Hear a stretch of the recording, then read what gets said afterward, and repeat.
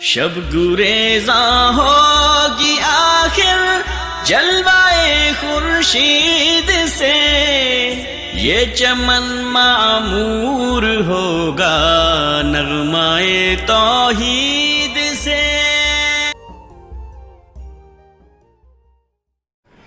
نحمده ونصلي على رسوله الكريم، أما بعد، فأعوذ بالله من الشيطان الرجيم، بسم الله الرحمن الرحيم۔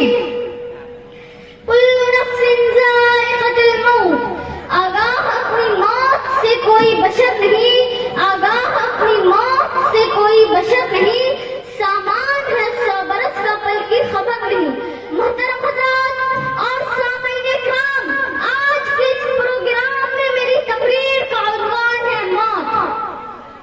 خالق کائنات اللہ رب العزت نے ہر جاندار کے لیے موت کا وقت اور جگہ متعین کر دی ہے، اور موت ایسی شے ہے کہ دنیا کا کوئی بھی شخص خواہ و کافر ہو کے فاضل حتیٰ کہ رہگیا ہی کیوں نہ ہو، موت کو یقینی مانتا ہے۔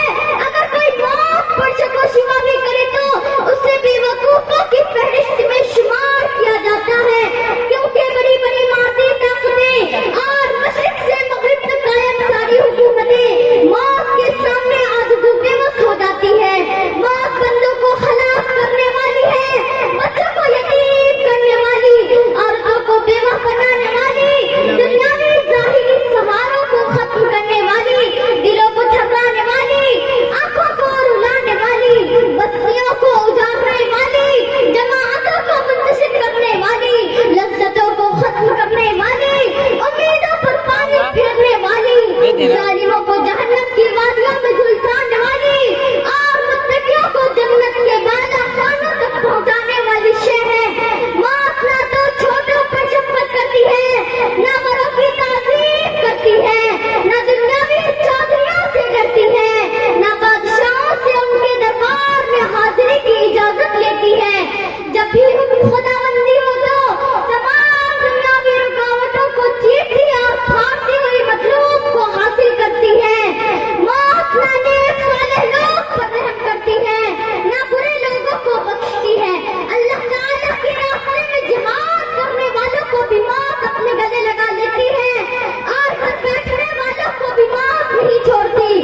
کبھی اپنی زندگی کو دنیاوی فانی زندگی پر ترجیح دینے والے بھی موت کی آغوش میں سو جاتے ہیں۔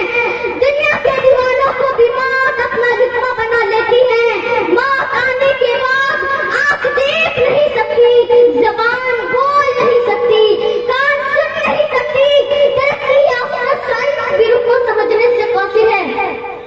ہم ہر روز، ہر گھنٹہ، بلکہ ہر لمحہ اپنی موت کے قریب ہوتے جا رہے ہیں۔ سال، مہینے اور دن گزرنے پر ہم کہتے ہیں کہ ہماری عمر اتنی ہو گئی، لیکن حقیقت یہ ہے کہ یہ ایام ہماری زندگی سے کم ہو گئی ہے۔ جیسا کہ اللہ تعالیٰ نے فرمایا، کل نفس ذائقۃ الموت، آل عمران آیت نمبر 185۔ ترجمہ، ہر جاندار کو موت کا مزہ چکھنا ہے۔